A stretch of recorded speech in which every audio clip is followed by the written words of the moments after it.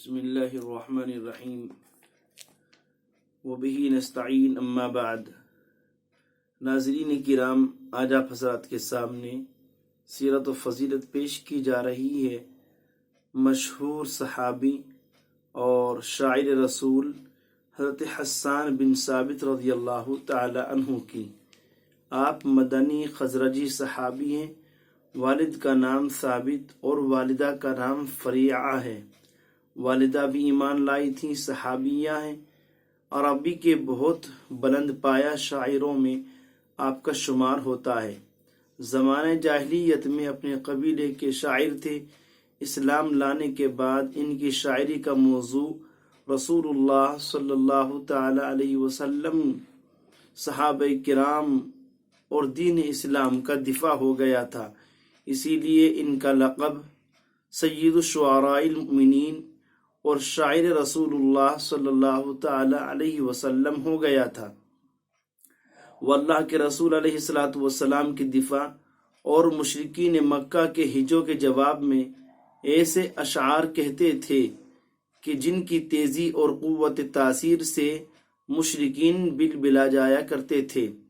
صحیح مسلم کی ایک روایت میں ہے، خود انہوں نے اپنے اشعار کی اس تاثیر کا ذکر ان الفاظ میں کیا ہے: اے اللہ کے رسول صلی اللہ تعالی علیہ وسلم، میں اس اللہ کی قسم کھا کر کہتا ہوں جس نے آپ کو حق کے ساتھ مبعوث فرمایا، میں اپنی زبان یعنی اپنے اشعار سے ان کی کھال پھاڑ دوں گا۔ اللہ کے رسول صلی اللہ تعالی علیہ وسلم ان کے لیے دعا فرماتے تھے۔ باقاعدہ آپ نے ان کے لیے مسجد نبوی میں ممبر رکھوایا اور اس پر کھڑے ہو کر ہی اللہ کے رسول علیہ السلام کی موجودگی میں اشعار پڑھتے تھے، اور آپ علیہ السلام فرماتے جاتے: یا حسان عجب الرسول اللہ صلی اللہ علیہ وسلم، اے حسان تم میری طرف سے جواب دہی کرو۔ اور یہ دعا بھی کرتے: اللہم ایدہ بروح القدس، اے اللہ جبرائیل کے ذریعے ان کی مدد فرما۔ اور جامع ترمذی کی ایک روایت میں اس دعا کی قبولیت کا تذکرہ بھی موجود ہے کہ اللہ تبارک و تعالی نے جبرائیل کے ذریعے ان کی مدد بھی فرمائی ہے۔ حضرت حسان بن ثابت رضی اللہ تعالیٰ ایک مرتبہ مسجد نبوی میں اشعار پڑھ رہے تھے۔ حضرت عمر کا گزر ہوا تو حضرت عمر فاروق نے ان کی طرف گھور کر دیکھا۔ حسان بن ثابت رضی اللہ تعالیٰ عنہ نے فرمایا: گھور کر آپ کیا دیکھ رہے ہیں؟ میں اللہ کے رسول علیہ السلام کی موجودگی میں بھی اشعار پڑھا کرتا تھا۔ آپ کے اشعار کی تعداد ایک طویل ہے، اور مشہور اشعار تو اللہ کے رسول علیہ السلام کی شان اقدس میں جو آپ نے کہے ہیں: وَأَحْسَنَ مِنْكَ لَمْ تَرَ قَطُّ عَيْنِي وَأَجْمَلَ مِنْكَ لَمْ تَلِدِ النِّسَاءُ خُلِقْتَ مُبَرَّأً مِنْ كُلِّ عَيْبٍ كَأَنَّكَ قَدْ خُلِقْتَ كَمَا تَشَاءُ۔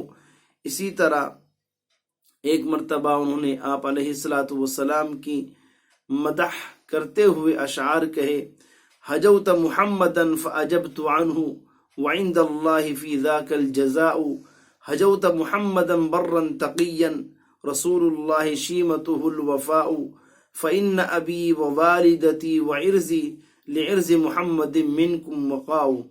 یہ اشعار آپ نے اس موقع پر کہے۔ اللہ کے رسول کے حقیقی چچا زاد بھائی حضرت ابو سفیان بن حارث عبد المطلب، جو بہت دیر میں مسلمان ہوئے، اپنے کفر کے زمانے میں اللہ کے رسول کی ہجو کرتے اور آپ کی شان میں گستاخی کرتے تھے۔ حضرت حسان بن ثابت رضی اللہ تعالیٰ عنہ نے اس موقع پر اپنے اشعار میں جو اشعار آپ کے سامنے میں نے ابھی پیش کیے ان کو ہجو کا جواب دیا، اور اللہ کے رسول علیہ السلام کی شان میں ایک بہترین قصیدہ بھی کہہ دیا کہ تم اللہ کے رسول کی ہجو کرتے ہو، میں آپ کی طرف سے اس کا جواب دیتا ہوں اور مجھے اللہ کے یہاں اس کا اجر ملے گا۔ تم نے محمد کی ہجو کی جو بہت ہی وسیع الخیر اور متقی ہیں، اللہ کے رسول ہیں جن کی عادت ہی وفاداری ہے۔ میرے ماں باپ، میری عزت و آبرو تم پر یعنی اللہ کے رسول پر قربان۔ صحیح مسلم میں مزید اشعار ہیں، اور حضرت حسان بن ثابت کی دیوان میں آپ کی مدح و توصیف کا ایسا بیش بہا خزانہ ہے جو شاید ہی کسی شاعر کے یہاں ہوگا۔ یہ مختصر تاریخ حضرت حسان بن ثابت رضی اللہ تعالیٰ عنہ کی، آپ شاعر رسول ہیں، سید الشعراء المؤمنین ہیں، اور اللہ کے رسول علیہ الصلوۃ والسلام نے باقاعدہ مسجد نبوی میں آپ کے لیے ممبر سجوایا اور آپ اس پر کھڑے ہو کر پیارے حبیب کی موجودگی میں اشعار کہتے تھے اور اللہ کے رسول علیہ الصلوۃ والسلام کا، اسلام کا، صحابہ کرام کا دفاع کیا کرتے تھے۔ اللہ تبارک و تعالی ہمیں بھی حضرت حسان بن ثابت رضی اللہ تعالی عنہ کی طرح پیارے آقا علیہ الصلوۃ والسلام کی شان میں منقبت اور نعت پیش کرنے کی سعادت نصیب فرمائے۔ آمین۔ وما علینا الا البلاغ المبین۔